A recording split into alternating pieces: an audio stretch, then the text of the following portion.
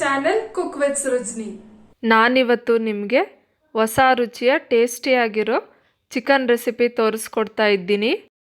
ನಾವು ಯಾವಾಗಲೂ ಒಂದೇ ರೀತಿ ಚಿಕನ್ ರೆಸಿಪಿ ಅಂದರೆ ಸಾರು ಫ್ರೈ ಮಾಡೋ ಬದಲು ಈ ರೀತಿ ಡ್ರೈ ಚಿಕನ್ ಮಾಡಿಕೊಂಡ್ರೆ ಟೇಸ್ಟೂ ಚೆನ್ನಾಗಿರುತ್ತೆ.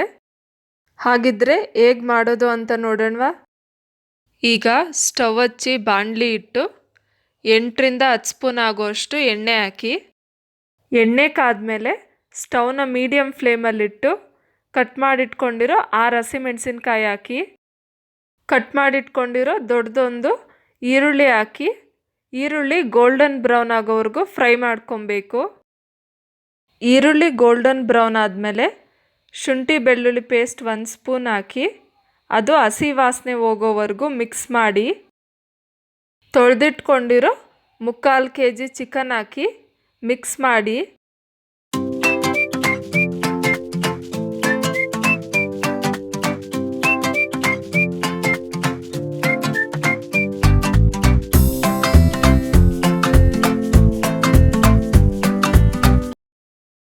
ಚಿಟಿಕೆ ಅರಿಶಿನ ಪುಡಿ ಮತ್ತು ರುಚಿಗೆ ತಕ್ಕಷ್ಟು ಉಪ್ಪು ಹಾಕಿ ಮತ್ತೆ ಮಿಕ್ಸ್ ಮಾಡಿಕೊಂಡು ಲಿಡ್ ಕ್ಲೋಸ್ ಮಾಡಿ ಬೇಯೋದಕ್ಕೆ ಬಿಡಿ.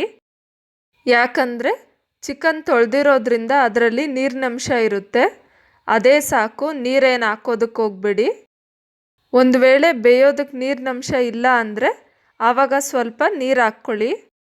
ಅರ್ಧ ಗಂಟೆ ಆದಮೇಲೆ ಲಿಡ್ ತೆಗೆದು ಮಿಕ್ಸ್ ಮಾಡಿ. ನೋಡ್ತಾ ಇದ್ದೀರಲ್ಲ ಎಷ್ಟೊಂದು ನೀರು ಬಿಟ್ಕೊಂಡಿದೆ ಅಂತ. ನೀವು ಬೇಕಿದ್ದರೆ ಕುಕ್ಕರಲ್ಲಿ ಉಪ್ಪು ಅರಿಶಿನ ಪುಡಿ ಹಾಕಿ ಸ್ವಲ್ಪನೇ ನೀರು ಹಾಕಿ ಬೇಯಿಸ್ಕೊಂಡು ಆಮೇಲೆ ಬಾಣಲಿನಲ್ಲಿ ಒಗ್ಗರಣೆ ಹಾಕ್ಕೊಬೋದು. 1 ಸ್ಪೂನ್ ಧನಿಯಾ ಪುಡಿ, ಪುದೀನ ಸ್ವಲ್ಪ ಮತ್ತು ಕೊತ್ತಂಬರಿ ಸೊಪ್ಪು ಸ್ವಲ್ಪ ಹಾಕಿ ಮಿಕ್ಸ್ ಮಾಡಿ ನೀರೆಲ್ಲ ಇಂಗೋವರೆಗೂ ಬೇಯಿಸ್ಕೊಬೇಕು. ಲಿಡ್ ಏನು ಕ್ಲೋಸ್ ಮಾಡೋದಕ್ಕೆ ಹೋಗ್ಬೇಡಿ, ಓಪನ್ನಾಗೆ ಬೇಯಿಸಿ. ಈಗ ನೀರೆಲ್ಲ ಇಂಗಿ ಚಿಕನ್ ಎಲ್ಲ ಚೆನ್ನಾಗಿ ಬೆಂದಿದೆ. ಇದನ್ನು ಪಕ್ಕಕ್ಕಿಟ್ಟು ಸ್ಟವ್ ಮೇಲೆ ಚಿಕ್ಕ ಪ್ಯಾನ್ ಇಟ್ಟು ಪ್ಯಾನ್ಗೆ 1.5 ಸ್ಪೂನ್ ಆಗುವಷ್ಟು ಅಚ್ಚಕಾರದ ಪುಡಿ ಹಾಕಿ, ನಾವು ಆಲ್ರೆಡಿ ಹಸಿಮೆಣಸಿನ್ಕಾಯಿ ಹಾಕಿದ್ದೀವಿ, ಅದಕ್ಕೆ ಇಲ್ಲಿ ನೀವು ನೋಡಿಕೊಂಡು ಅಚ್ಚಕಾರದ ಪುಡಿ ಹಾಕ್ಕೊಳ್ಳಿ. ಧನಿಯಾ ಪುಡಿ 1 ಸ್ಪೂನ್ ಹಾಕಿ ಈ ಪೌಡರ್ ಬ್ಲ್ಯಾಕ್ ಕಲರ್ ಆಗೋವರೆಗೂ ತಿರುಗಿಸ್ಕೊಡ್ತಾ ಇರ್ರಿ. ಈಗ ಸ್ಟವ್ ಆಫ್ ಮಾಡಿ, ಆ ಬಿಸಿಗೇನೆ ಇನ್ನೂ ಕಲರ್ ಬರುತ್ತೆ.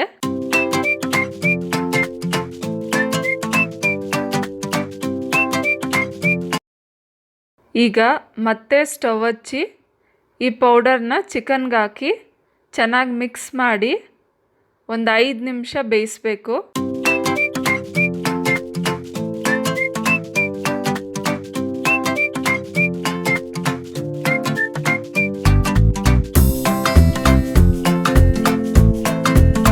ಈಗ ಸ್ಟವ್ ಆಫ್ ಮಾಡಿ, ಕೂರ್ಗ್ ಚಿಕನ್ ರೆಡಿಯಾಗಿದೆ. ಸೊ ನೋಡಿದ್ರಲ್ಲ ಫ್ರೆಂಡ್ಸ್, ಈ ವಿಡಿಯೋ ನಿಮ್ಗೆ ಇಷ್ಟ ಆಗಿದೆ ಅಂತ ಅನ್ಕೊಂತೀನಿ. ಇಷ್ಟ ಆಗಿದ್ರೆ ಲೈಕ್ ಮಾಡಿ, ಶೇರ್ ಮಾಡಿ, ಕಮೆಂಟ್ ಮಾಡಿ, ಮತ್ತೆ ಮಿಸ್ ಮಾಡದೆ ನನ್ನ ಚಾನೆಲ್ನ ಸಬ್ಸ್ಕ್ರೈಬ್ ಮಾಡ್ಕೊಳ್ಳಿ. ಮತ್ತೆ ನಾನು ಇನ್ನೊಂದು ವಿಡಿಯೋ ಜೊತೆ ನಿಮ್ಮ ಮುಂದೆ ಸಿಗ್ತೀನಿ. ಅಂಟಿಲ್ ದೆನ್ ಬಾಯ್.